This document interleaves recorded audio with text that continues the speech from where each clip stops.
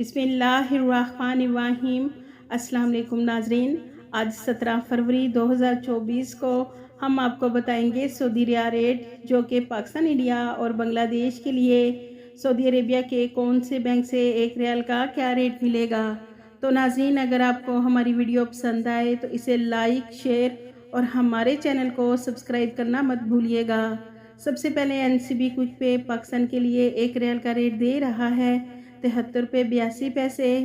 फौरी बैंक पाकिस्तान के लिए 73 रुपये 93 पैसे। एसटीसी पे पाकिस्तान के लिए 73 रुपये 52 पैसे।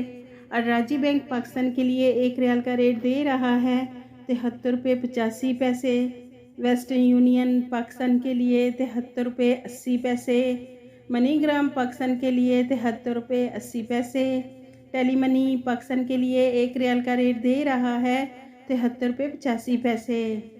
इंडिया के लिए एनसीबी क्विक पे एक रियाल का रेट दे रहा है 21 रुपये 90 पैसे। फौरी बैंक इंडिया के लिए 21 रुपये 96 पैसे। एसटीसी पे इंडिया के लिए 21 रुपये 71 पैसे। अराजी बैंक इंडिया के लिए एक रियाल का रेट दे रहा है 21 रुपये 90 पैसे। वेस्टर्न यूनियन इंडिया के लिए 21 रुपये 80 पैसे। मनीग्राम इंडिया के लिए 21 रुपये 82 पैसे।